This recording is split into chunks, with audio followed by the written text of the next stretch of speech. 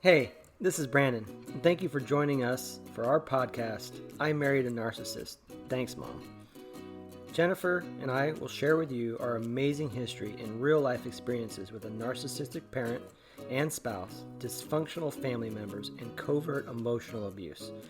We will discuss how it affected me and continues to affect us, and how I recovered from what felt like a desperate situation.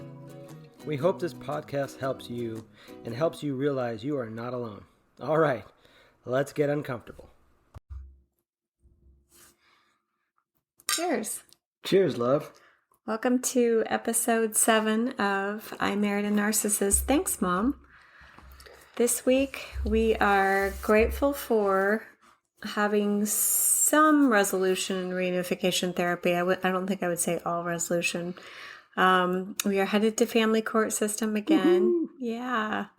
We'll get to that one probably 10 episodes down the road. We'll probably end up with court because family court services to date has never worked.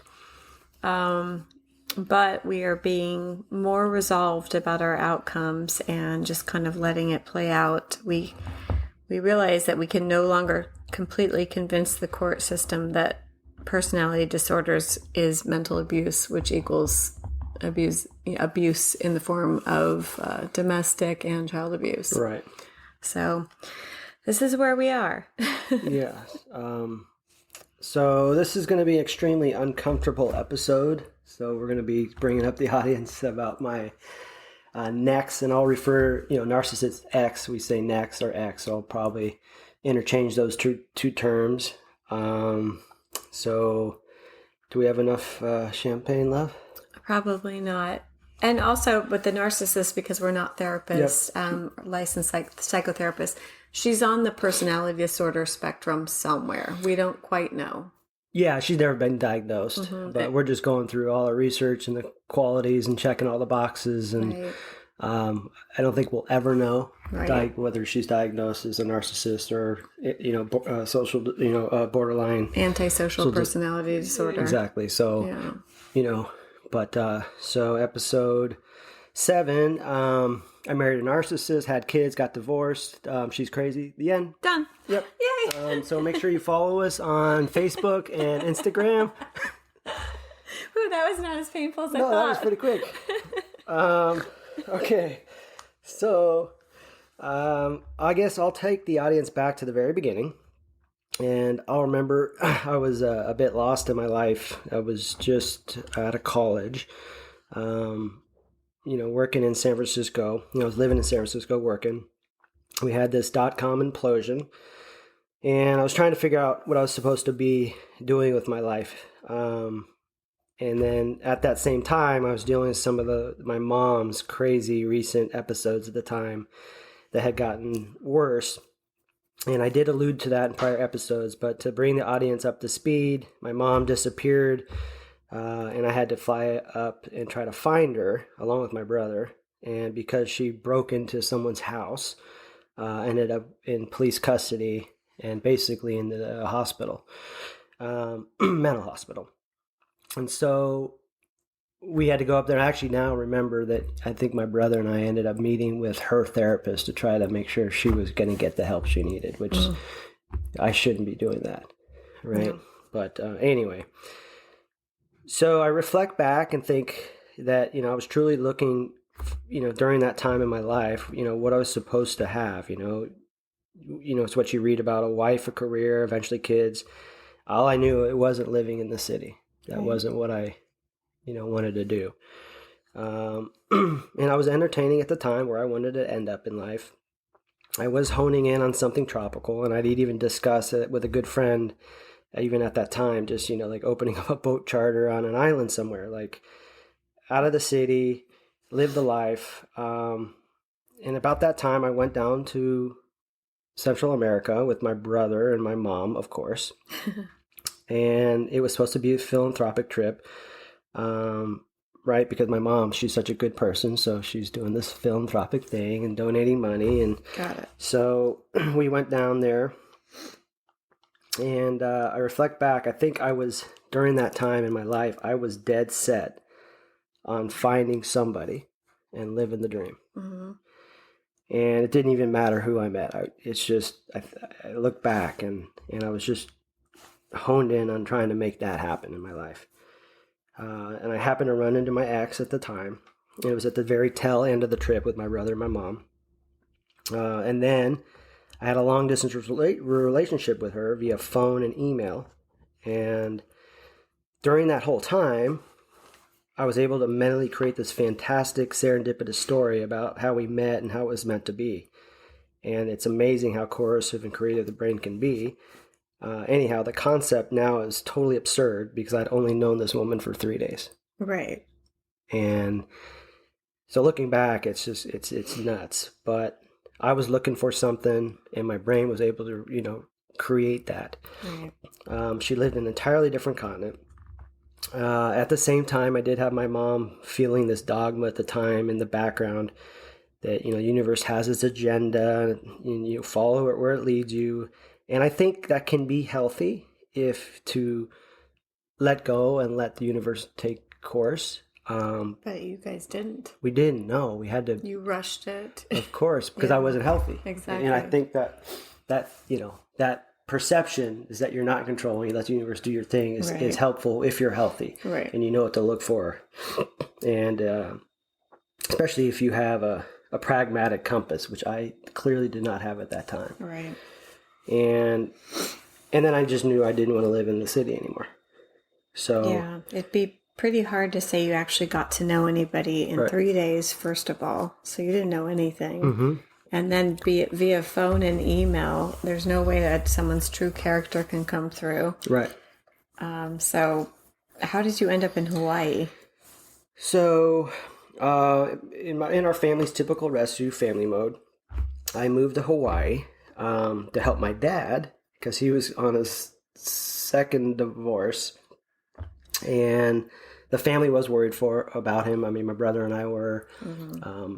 My uncle, my dad's brother, was worried. Funny. That's one of the signs of the codependency too, and narcissism in a mesh family is that you take on responsibility and think you have a say-so in your dad's recovery in life. Yeah. And you guys went to rescue a grown man. I know. And, I mean, in addition, that was the main goal. Right. But I also was like, I want to live somewhere tropical. And, and I was going to try to start my own company, and he could, help me do that. And But I just remember the catalyst was going over to make sure he was okay. Right. I was going to rescue my dad somehow and be a sounding board or some sort. Mm-hmm. So anyway, that's how I got over there. So he obviously lived in that type of place where I wanted to be, so it seemed like the right thing to do. Right. And then I moved to Hawaii. My ex joins Hawaii. We date for a while, and then she would return home to her country and then come back. Mm-hmm. And this happened a few times. And then this is around 9/11. And so then they started tightening all the visa.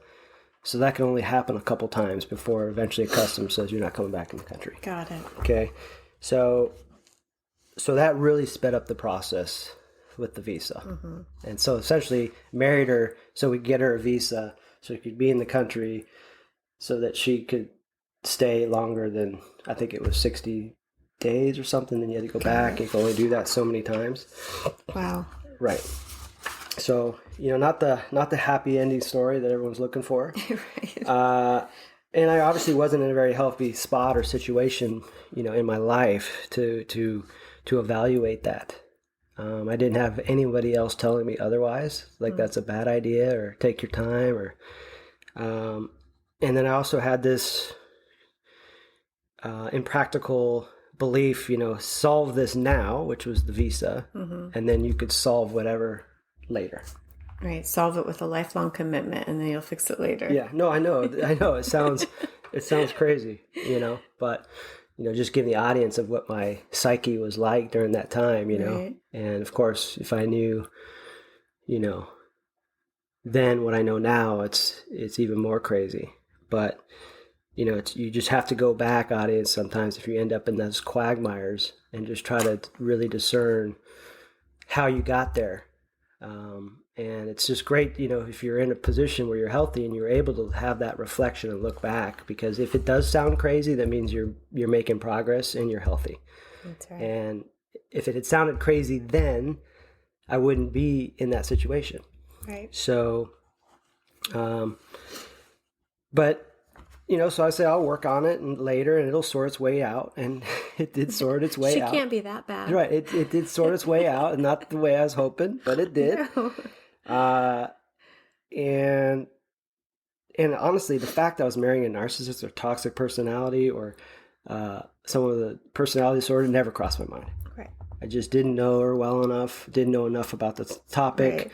Right. The behavior was a little off, but I mean, so was your mom's. Yeah, and I never even thought to diagnose her. Right.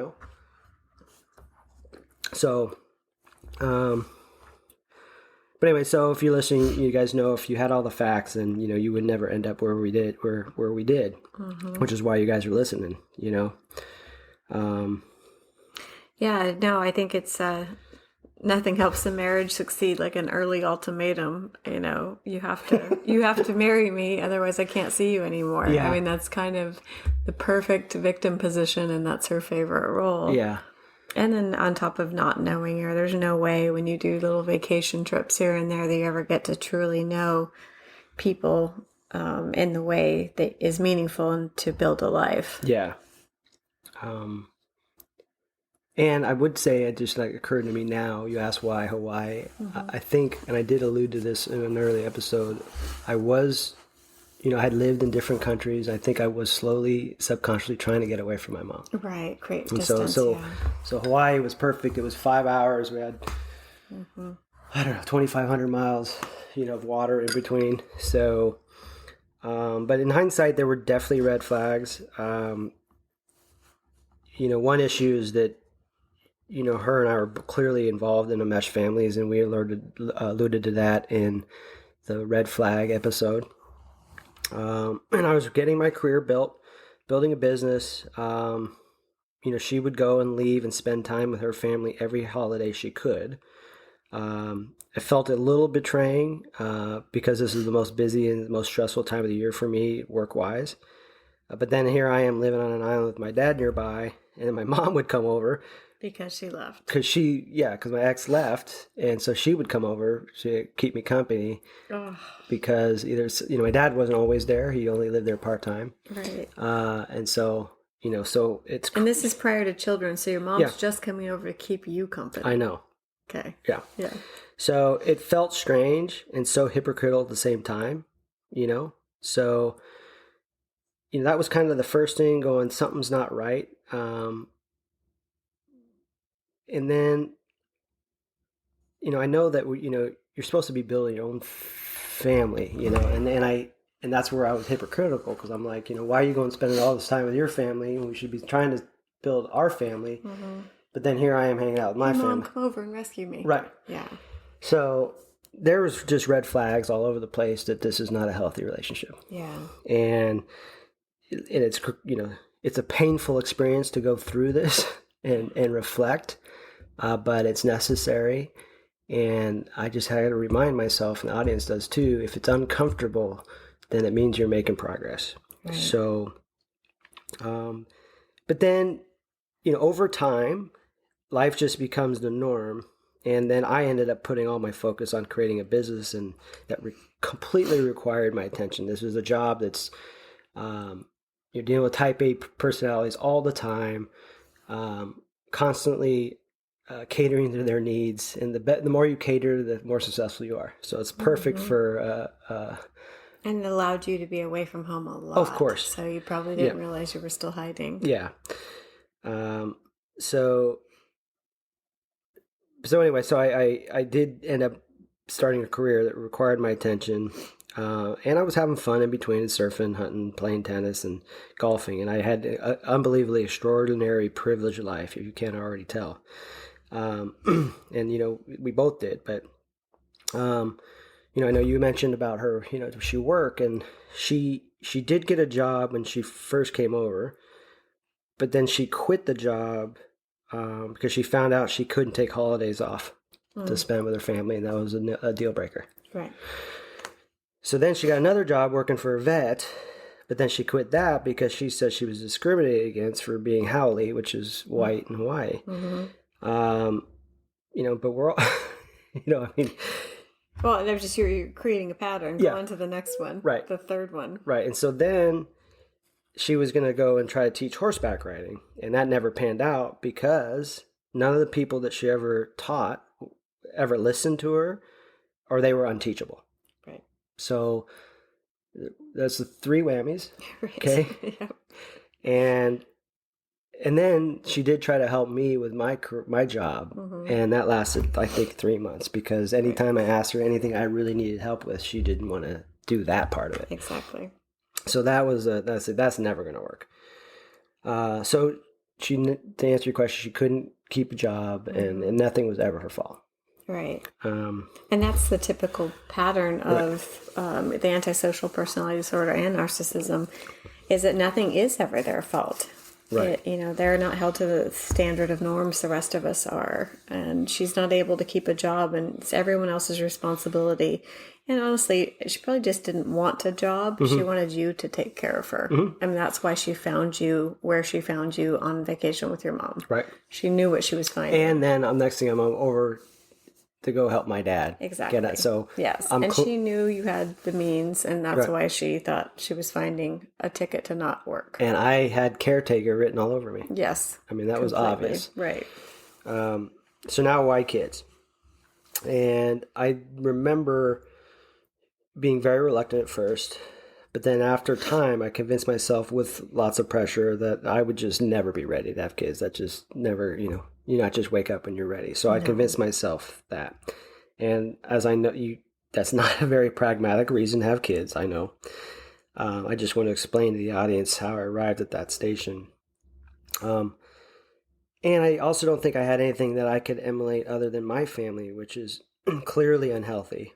And my ex-wife's family was clearly unhealthy. But we turned out okay, right? Yeah. Right? That's great. Yeah. So, I didn't know how unhealthy I was and what dysfunction my family was. And so we just thought that's how it was, right? Nothing to see her family. And I figured I'd figure it out and be the best dad I knew how to be. And I could just try harder and it will work out. And in addition, I was living in a bubble by then. I had already built a very successful business, a nice home, appeared to be on the outside, healthy kids. I had isolated myself and surrounded by people that made our life look normal. Right. Yeah, you chose your friends wisely. We did. So we ended up hanging with people that had some dysfunction. They weren't happily married. But married, and you just end up hanging out with people that you're like, we're not so weird because you guys have the same problems. Yeah. So looking back, that was a red flag. And I was clearly living an overprivileged life, and what felt like hadn't shown me any hard knocks consequences in life quite yet, although I was living one and didn't know it. Right? I was creating it. Yeah.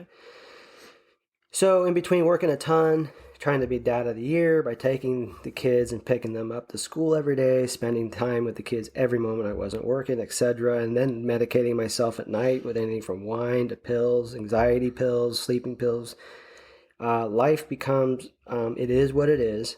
You get through the day, and hopefully tomorrow has no whammies. And this doesn't happen overnight. Crazy creeps towards normal, and normal creeps towards crazy until they finally merge as one. And then you really can't tell the difference, and that's your life. Then, on top of that, I'm going to therapy after the kids are born, and then I got horrible advice from a therapist. And this is obviously not the therapist I'm seeing now, but I remember going to the therapist every week, every other week, I think. And of course, my ex wouldn't go anymore. She said, no more. I had to figure it out. Oh, so it was already all you. Yeah, it was all me problem. That's amazing. She had already figured it out. It's all me. You want to continue with therapy? Go fix you. Go fix you. I'm perfect.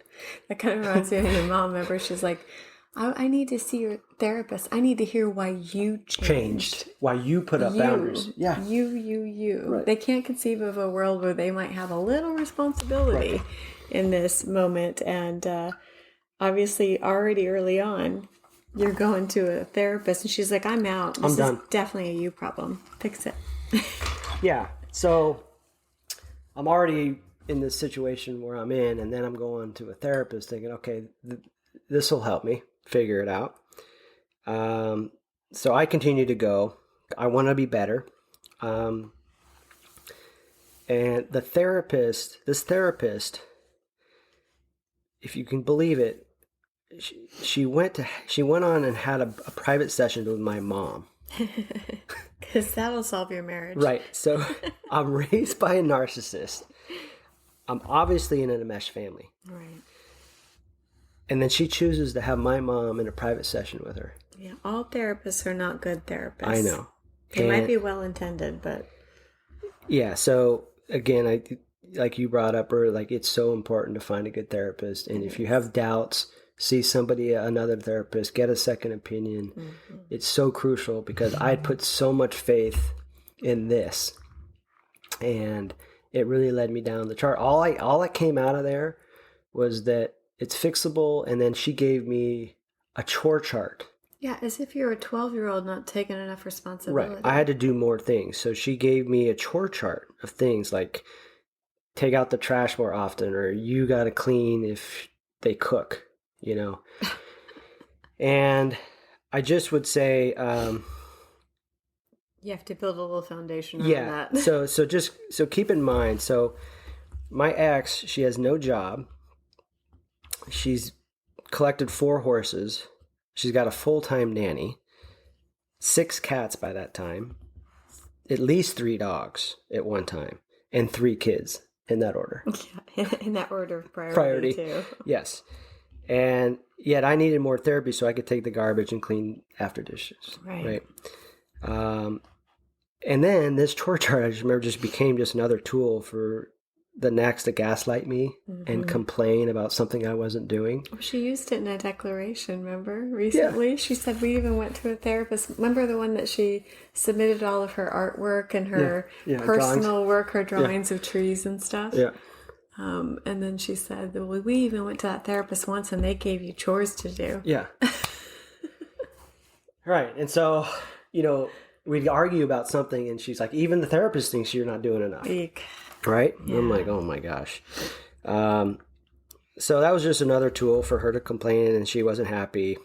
So again, can't stress enough how important it is to find a good therapist and do the research. And especially now with all the sorts of all the access to the internet with all this good articles and books and stuff, just if you have any doubts about a therapist, do your research. It's crucial to find a good one. I've got a phenomenal one now, thank goodness.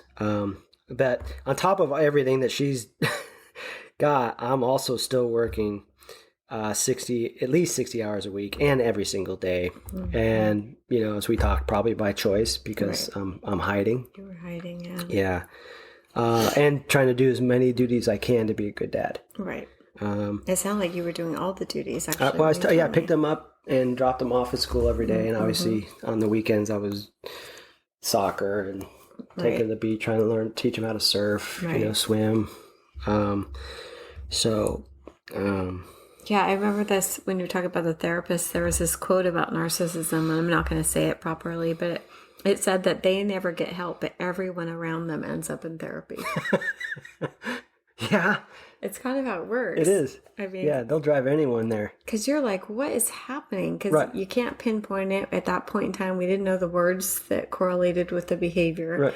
And we're always like, no, they wouldn't. It's got to be a personality flaw or, we don't even know. We have every excuse ready for them. Right. But then once you start reading antisocial personality disorder and narcissism and a little bit of was it psychopath or the one that likes to harm? Because she definitely she'll break the law. There's the sociopath and there's the psychopath, and in one of the books, it was a sociopath will hit somebody in a car and drive off, and a psychopath will hit somebody in a car and drive off smiling. That's right. Okay. So there's a difference between not feeling anything but then getting enjoyment out of causing pain. And I'm not sure, again, we're not sure. No, we're only going from real life experiences is that she enjoys causing people harm. Yes. And she enjoys breaking the law. Right. And nothing's ever her fault, and she's No. perfect. Yes, yeah. Yeah. Which is why they don't want to end up therapy, and I do, because I like to reflect, Of course. and be better. But so this little pattern continues for a while. Get a bigger house to make it better. Let the ex family stays more time at the house. Take in more cats, even though I'm allergic. Yeah. And then looking back, I was this real life example of a sunken cost fallacy. And the audience may or may not know this term, but it basically means you're already in a hole. And so you don't want it to fail. So you put more in it so it doesn't fail. Right. Because you don't want to lose everything you've already put in and sacrificed. And that's you'll see that a lot in businesses. Yeah. They put all this money in, so they keep throwing good money after bad. Right. And I was essentially doing that. Instead of admitting defeat and moving on. Yes, and go, this is not right. Let's move on. Let's start a new business. It's not working out for anybody. Yeah. I remember when we were dating early on. Well, actually, it wasn't early on. It was probably after a year. And the kids would say, "Can we get a cat?" And I would look at them like as if they'd grown two heads. I'd be like, "Your dad's allergic to cats."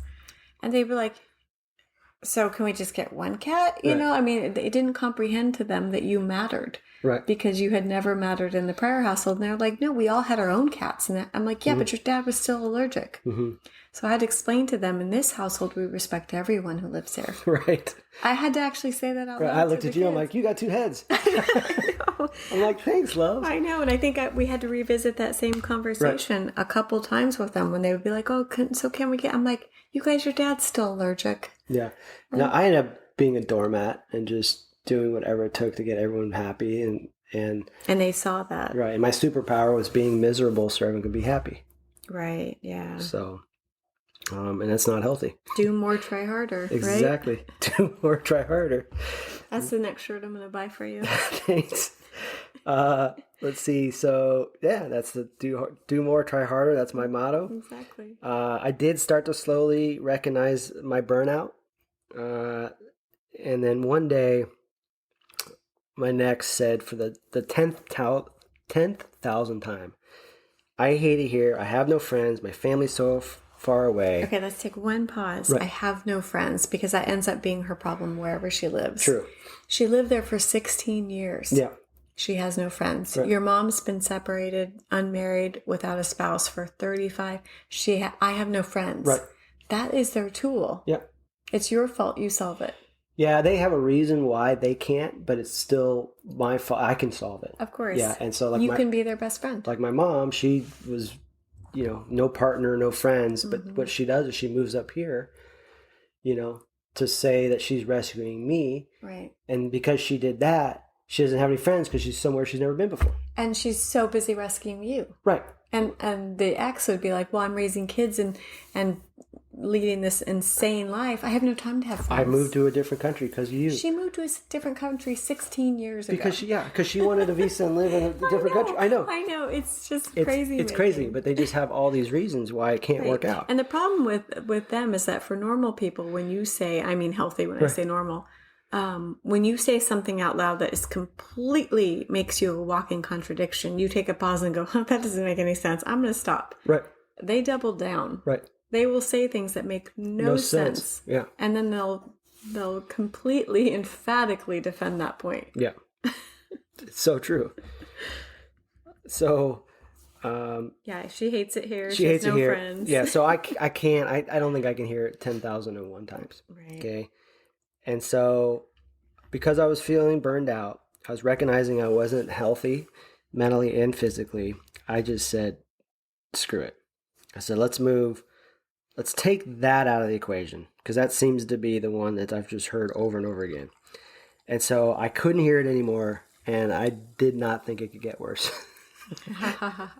But Drum roll. Yeah, no. I had heard enough, and everybody was starting to suffer, including the work and staff and the kids, of course. So I created an email to my clients that I had built up over 16 years. And after 3 days of drafting this, because it was really hard, That had to be really hard, yeah. she's looking over my shoulder and she hit send. Sorry, she's an epic asshole. Sorry, that got graphic. Yep. That's... Mm-hmm. I'm sorry. So there's no going back. No going back. You're done. Done. Yep. So, and I agree with that. Sorry. The a-hole, no. I mean, that's just, there's really sometimes not a better way to describe them. Yeah, we'll put an explicit on this one. Okay. Sorry, guys. I didn't think that would be me. Yeah, it's all right. So true. So next thing we know, I'm shipping Noah's Ark to the mainland with no long-term plan and where I thought things can't get worse. So once I moved to California, I tried to set up a new life and tried to run the businesses that I already had and built up that were still in Hawaii. And I'm trying to figure out how to run those, but still. And you guys knew that when you moved here, that was the plan. That was the plan. Okay, just making sure you guys both talked about it. Oh, yeah. Okay. Yeah. Because it gets served direct to you. No, later, you're right. So. And then the audience, any time you guys have moved, you guys know the chaos involved and and the busy work involved in moving. New schools, new doctors, new dentists, new friends. I mean, everything's new, right? New community. And of course, my next wasn't going to work 9 to 5. She was going to, while I was doing the Hawaii thing, she was going to train and breed horses. And but of course, that needed an arena. Right. And holy moly, that's kind of a whole different story. But just so the audience knows, lo and behold, I enabled it. You built it. And I built it. Mm-hmm. Okay. Because that was probably the last thing, right? We needed that. That would be the last thing. Then she'd be happy. Exactly. Okay, got it. So at this point, I'm trying to hang on to any income I had coming in from the business because my business did rely on me a lot. And so I was still trying to hang on any income that I had coming in from those businesses that I had spent the last 16 years building. And I would go back about 5 days a month for the important meetings or to support the business and staff and try to help it transition now that I was not living there anymore. Mm-hmm. And honestly, to get away. Yeah, that's true. I except you paid for it. I did pay for it, but I do remember going, it might be 5 days over there, mm-hmm. I don't have to deal with the chaos, in California. So just to be honest with everybody, I think there was, a motive there for me just to get some sort of break, even though I was going back to work and working every single day there to try to pack as much as I could in those 5 days. And working just to support your family. Yeah. And then I had to go back because I still had a house there mm-hmm. that I needed to sell. Right. So this pattern continued for a while. And so I'm going to jump in because what's missing here is little details about the discord in the relationship. So in the interest of time, I'm going to just give examples of when I moved to California. And the reason that I'm going to give those reasons, the examples in California is blocked out the rest. I did. Trauma. Probably. I was around more in California. And B, I was even more isolated in California than I was in Hawaii. And so that enabled to be more attentive. Why were you more isolated here than in Hawaii? You didn't have friends? We lived even. So I didn't. I'll probably get into that a little bit, I'm not sure. But no, I think the question is, and if we do get into it, I'll omit it. But the answer is because the property we lived here was even more isolated. There was you couldn't go down the street. Kids couldn't play with their friend. There were no neighbors. We were stuck on this property. It was a country for mm-hmm. horses, of course. Mm-hmm. But then I did not have client meetings. I didn't have staff meetings. I wasn't going to lunch with my clients. I wasn't going to dinner with my clients. I didn't have friends. So you were isolated. So isolated. I didn't know anybody in this place that we moved. Mm-hmm. And we were so gone. The only connection I had to the outside world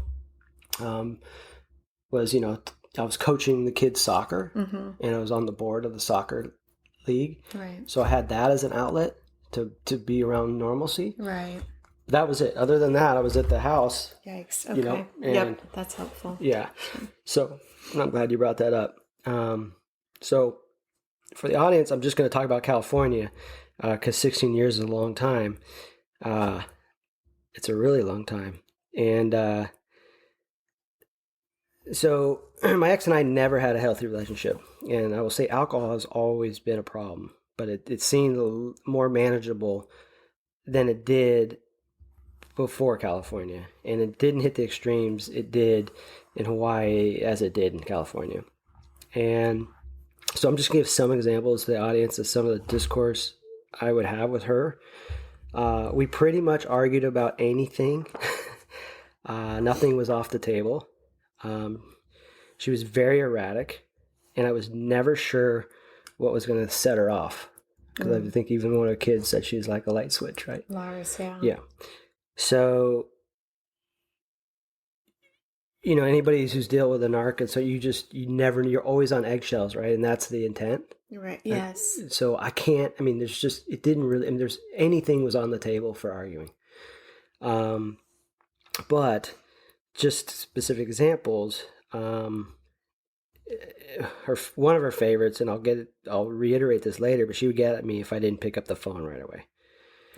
And if I didn't, she would make up some drama for why she needed to talk to me at that moment, and then make me feel worse for not picking up. Got it. And looking back, half that stuff's 90% is not even true, right? But she would say that, and then I'd feel terrible for not, because she used to do that in the past, and she would serve it later. You didn't pick up, I had to call somebody else, or... Hey, you remember when we didn't have phones, though? We had to be self-sufficient? Yeah, I know. I know. Half my life. I know. I had to make choices and tell someone later about it. Yeah, but as we keep saying, they're children. I know. They are right? petulant children. They're just children. Yeah. And so they don't do adult things. And it's another reason to say, you weren't there for me. Yeah. And it's all about them. Yeah. So. And so just for the phone thing, I'll just give another specific example.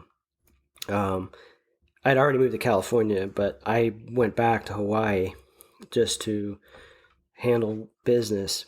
And we had a family member that had to be moved to hospice. And she called 11 times in a row. Where were you? I was in a staff meeting, my phone on vibrate in my leather suitcase. Of course. Yeah. Briefcase. That makes sense. And I was only there 5 days a month. We try to give everyone full attention, try not to answer phone. Obviously, if there's an emergency, people will pick up the phone. No, when you're in a meeting, you mute your phone. That's what you do. If she'd ever worked, she'd understand that. Right. And so we're having a staff meeting. She didn't bother to call the office. Right. She didn't call any of my staff, 9 of them. She had all their cell phones because she used to, bother them sometimes if she couldn't find me. So I'm in the staff meeting. I get out, and there's 11 nasty text messages about how I was never there for her and how selfish I was, and that she had to call someone else. It was some other family member that she had to call. I'm like, yeah, whatever. That's how it works sometimes. Exactly. So, but she would do this so she could play the victim, right? Right. And she knew you'd feel really bad. And I would. That was your specialty. Totally. It was my specialty. And then another tactic she would love to do when I was away, she would let my favorite dog out. Of course. Right. So he would run away. And then that would be another thing I had to worry about. And then another thing towards the end of the marriage, I started to stay occasionally at one night at a local hotel just to get a breather, or our discussions would get really heated. And I didn't want to do it in front of the children. So there was no way, and I'll explain later, there's just no way to have that discussion with someone, so you just got to walk away. Right. But I remember doing that, and she let the dog out, and it ended up killing the family pig. And the sad part is the dog's just doing his doggy job, Right. And they'd always been separated and had a good job, but right. I remember going, how did that happen? But of course I was away. You weren't there. And now she's a victim, and the kids are upset, and if I had been there, it wouldn't happen. Or so you're everybody's bad guy all in one swoop. Totally. It made me feel terrible. Of course it did. Nobody wants, an animal to die. Right. Everything was push and pull with her. I wanted to get permits for the arena. She didn't. So course. she gets somebody to take down a tree and start the process. So then the next thing Then you get in trouble. I'm getting red flagged. No, they behave as if all the norms don't apply to them. Right. You know, they think that because it was something I read earlier, that they're cognitively impaired. Nothing ever applies to them because they act like children. They think, well, yeah, but I want that piece of candy, so I can take down that tree because I want that. Right. So that's how they behave so impulsively, and they're like, the rules don't apply to me. Right. But, we're all living in a different universe where we care. Right. Right. Yeah. So we live in a community. Right. And so we lose every time because we actually care. Yeah, exactly. So that was some of the things. Let's see. I lost track here. Just what you were saying, like not adhering to the norms. She would. She knew we didn't like speeding. She would speed. With the kids in the car. With the kids in the car, and then if you say anything like that, she doubles down. Yeah. She would run stop signs when, or roll through them, when that made them. And we'd argue about the kids a lot, just her and I, but it wasn't always just her and I, and I'll go into that in a little bit. For example, I would ask her to take kids to the soccer, and she would say, I didn't sign them up for soccer. You signed them up for soccer. They're your kids together. I know. But they're tools to a narcissist. I know. It's just so against everything you feel. I know, but hopefully, some of this resonates. You guys can do ad lib with your own and insert different things. Exactly They're very similar. I'd ask her to bring dinner because I was coaching. She would argue about that. She would say I'm lazy if I laid down because I was sick. And I remember even in Hawaii, I was pretty sure, looking back, I had the bird flu.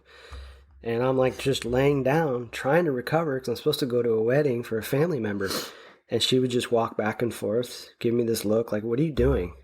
Yeah, I'd let you know she was unhappy. She was unhappy, stomping, closing the cabinet doors really loud, just making me so uncomfortable. And that's the same thing she does to the kids in therapy and supervised visits. Yep. She gives them dirty looks and they know to shut up really quick. Mom's switch is about to flip. And that's what my mom did. Yep. I'm about to go, if I don't get my attention, I'm going to end up in someone's house. Yeah, exactly. I'm going to break into someone's house, and you're going to have to leave your job, or you're going to come up and rescue me. More uncomfortable. Right. Until you get healthy and you don't do it anymore. Right.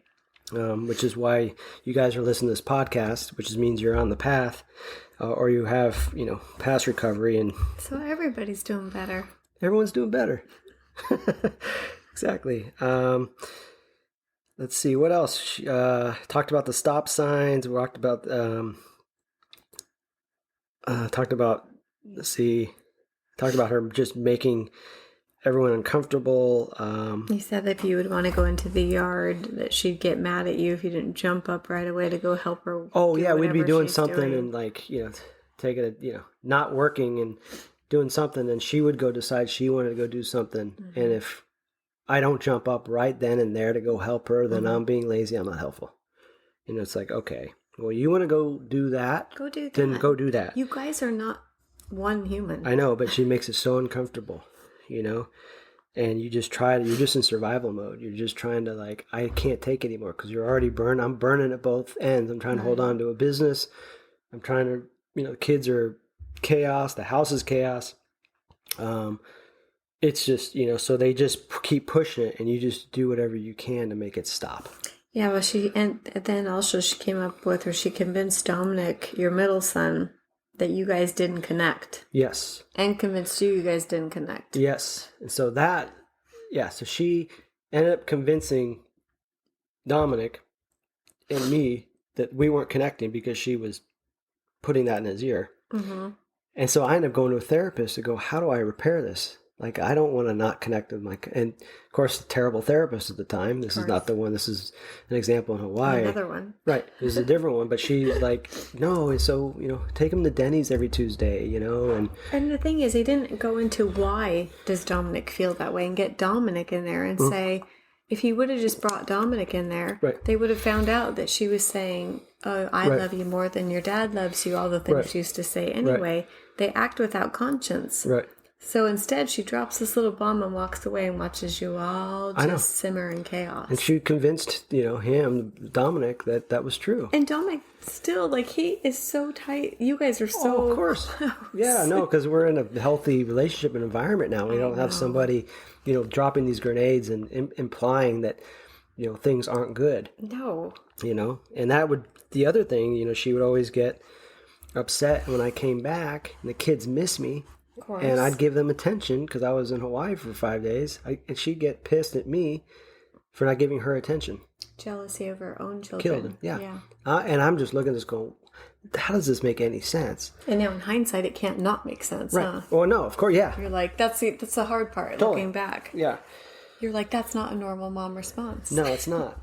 And so that's just, not to, I got a laundry list, but those are just some of the things that That's what you lived with. I lived with on a regular basis. And, the rules never applied to her. Mm-hmm. She glorified being a rebel. Oh, yeah. She told the kids that if you break the rules, it's okay to break the rules as long as It's okay to break the rules, but if you get caught, you got to own it. Yeah, but she also told Estelle that the cops don't like mommy very much. And she said it with such pride. Right.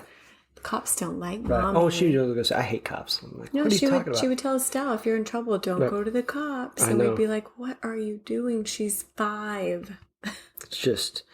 So, yeah, they glorify being a rebel, like you would say. Yep. Norms don't apply to them. Yep. Breaking the law, no respect for authority. This is all obvious, Yep. now. And it and as the audience will learn, it gets more egregious as we go on. It does, yeah. So, but this would go to, so the worst was, everybody argues, but we'd argue a lot. But the worst was when the arguments would involve the kids. And No, you weren't arguing about the kids. She would involve the kids. Got it. Exactly. And that was always her nuclear option. Mm-hmm. She knew how inappropriate I knew that was and how uncomfortable that made me. Right. Because that is just, you just don't do that. So she would do that to get me to deter me from disagreeing with her. And she would do that by, either speaking really loudly enough for the kids to overhear. Mm-hmm. And if we were arguing in some other location where they were not involved, she would bring it up, her point or something, with the kids. Got it. Right? And so that's when I'm just like, I gotta go. Like, I gotta get out of the house. Yeah. Like, I'm sorry, I'm not gonna participate. I don't know how, I know the kids are gonna, I'm not sure what she's gonna say to them once I leave. Mm-hmm. But of course she would double down. And she would say, see, look, your dad's goes, leaving. yeah, He doesn't love us. Exactly. Or then right before we got a divorce, I remember I left and went to go stay at a hotel. She goes, I think your dad must be going to one of his girlfriends. That's projection. It is, because as we found out, she's having an affair, probably having an affair the whole marriage. Yeah. Knowing her. But certainly was having an affair right before. You even said about profanity. You said like she would constantly curse and you would say, please not to do that. In front of the kids. Yeah. She would cuss. And I go, can you please stop cussing? It's in front of the children. And I don't like it either. Yeah. And then she would curse more. Yeah, double time. Yeah. And then you're like, now you wish you hadn't said something. Exactly. So, and it's just teaching the kids. Well, it explains why when I met them, they all cursed. I know. Even Estelle would say words, and I'm like, right. What is a 5-year-old saying? But they would say cuss words. They would lie. And what they're also learning is that if you're just a nuisance enough, then people give up. Yeah. They give in. They give in because... Which from a child, I understand. Right. I mean, that's how children do behave sometimes. But from a grown woman... Right. That's not only unattractive, it's unacceptable. Right. Right. But the kids were all mimicking her behavior. I know. Which is why it's so great that we got them out. Yeah, no kidding. So, So those were some of the egregious things towards the end here that I had to use examples, just the lengths they'll go to. And they don't care about damaging kids. They're just tools to them. Yeah. And that's why it's a lose-lose situation. You don't have any choice. You can't reason with someone like that. They don't care about the amount of damage they're going to cause. So you just got to leave and get yourself out of the situation. But so that's just, the marriage was never healthy. Again, I was paying more attention to all this, which is why I think it's so glaring to me in these examples. I'd already moved the entire family and all the pets to California like she wanted. I built an arena. She's closer to her family, and yet she's still unhappy.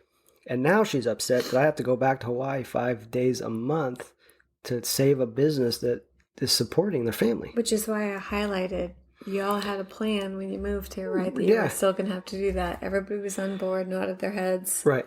And then all of a sudden it got served up against you. Totally. And anyway. Like you said, I didn't have any distraction. I didn't have friends or no kids' friends and no community, not working 60 hours a week.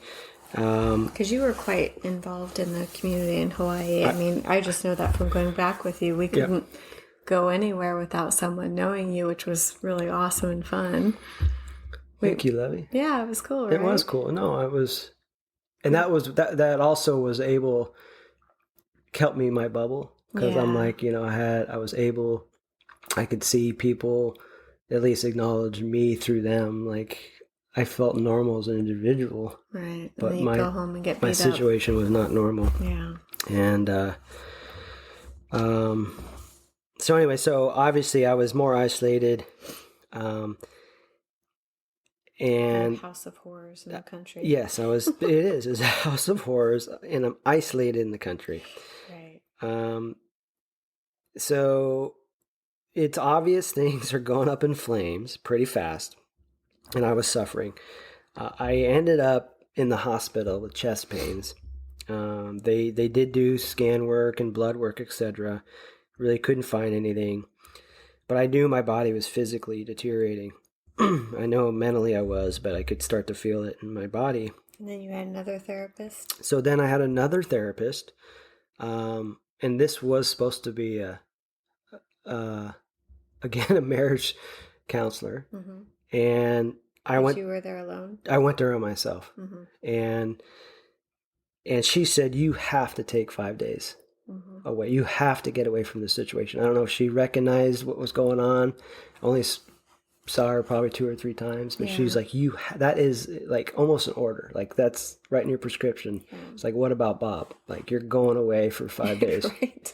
And I'm like, okay. And it just gave me, like, even a doctor, the therapist says, I need this. Right. Like, at least I can do that. So, and I told her, I told the therapist, I'm worried about the 5 kids. She's like, I'm with 5 kids. I'm like, I'm worried about the 4 kids. Her and 3. I'm worried about the three kids and going away for 5 days. Right. And she said, you have to take time off, and the kids will be fine. And if you don't do anything for yourself, they definitely won't be fine. Yeah, put the oxygen mask on you first. Exactly. So I was like, okay. So I went home, told my ex, I'm going for 5 days. This is the therapist's suggestion. Mm-hmm. I'm leaving. Of course, it didn't go very well. Right. I said, I'm leaving anyway. And I just got in my car. I had packed the clothes for 5 days, and that was it. And then I remember sitting in traffic for 45 minutes, and I was so happy. And I downloaded Spotify, and I started listening to music like I hadn't listened to in 15 years. It's just like stuff like old 80s and stuff, and but it was just so, I'm like, oh my God, I forgot about that. And I'm just sitting here in traffic. I'm the only one happy in traffic. And no, there's probably some other shows. Probably. Might have been me. And then I remembered, I was like, God, how many things did they eliminate out of your life that you take pleasure in. And I remember that some of the stuff we're reading, they do that intentionally. Like they take, like you said, that your ex would, take away the joy of cooking from you. You're like the best cook chef in the planet. you. And No, you tell me I was terrible. right. So I lost my self-confidence. And then I came back with you. I'm like, God, it's so weird. My whole life, everyone's told me I'm such a good cook. You're incredible. And then I come back here and you're like, love, make this, love, make that. I'm like, okay. Right. And I slowly kind of rebuilt my confidence. But yeah, they suck the life out of you. Yeah. And I mean, I remember I started I played guitar almost every day with you. Yeah. I mean, I quit playing guitar for 15 years. But what we did realize, and this is what Brandon was alluding to, I didn't understand why they pick at the things that you like until we looked it up and read on the narcissism in MPD. Yeah. And it talks about the fact that your outside interests are, to them, seen as a distraction or a threat because it takes you away from giving them their full attention. And that's all they need and want from you. They don't want you to be happy. They don't want you to be fulfilled. They don't want you to have enjoyment.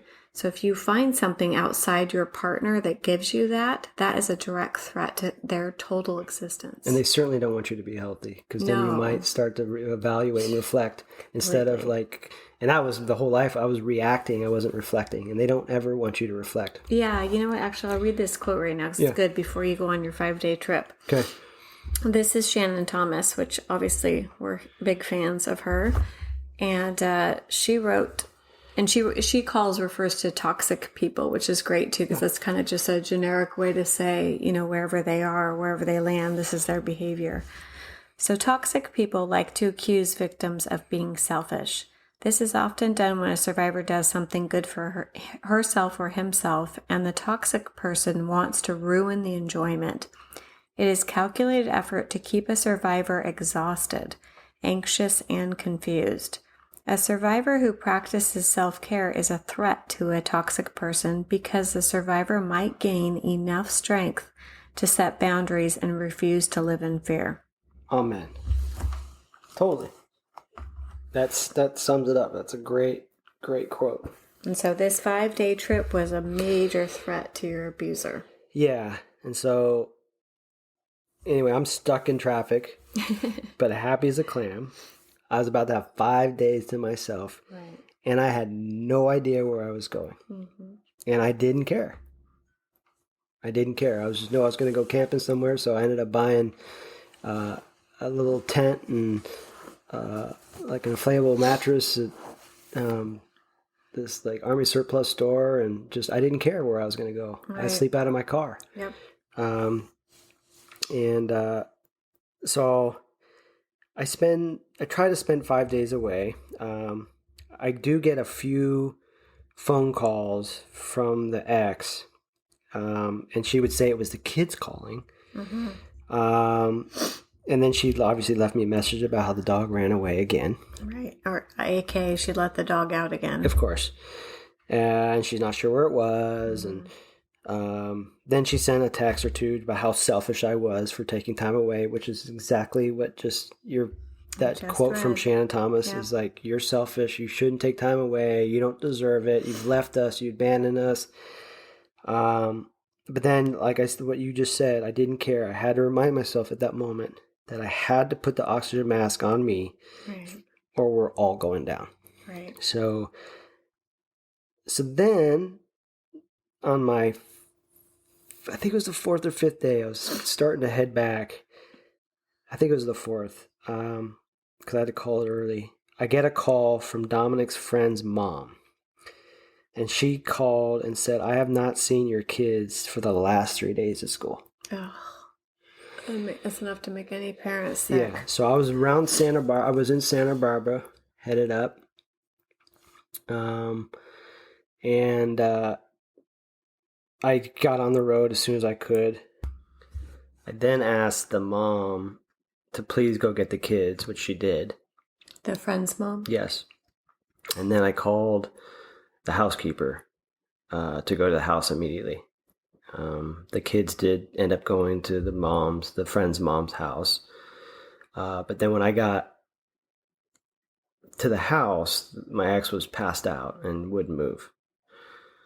So I checked with the housekeeper. Housekeeper said she had been out of it and like that for about the last 3 days. So I called the paramedics because she wasn't moving. They came, checked her vitals, and said it wasn't needed to do anything else or bring her to ER. She was just napping. Yeah. And then, so then this led me to getting her first rehab stint. And this needed to happen, but honestly, it would give us all some time to breathe because it was total mayhem at this point. She ended up staying only a week, although it was supposed to be at least 2 weeks and longer. And why did she only stay a week? It's voluntary. Oh, got it. So they can leave actually whenever they want because it's not a mandated thing. Got it. Yeah, and that was actually a total fight to even keep her there for a week. That makes sense. Yeah. Nothing's ever their fault. Nope. No. So, audience, we need to end it here because we'll need an entire whole nother episode to apprise you up to the point of the car accident. Right. And so this will be a 2-parter. And so thank you guys for your time and listening to us. And please join us at Instagram at NarcMomHelp or Facebook, I Married a Narcissist. Thanks, Mom. Or directly at our website at thx-mom.com.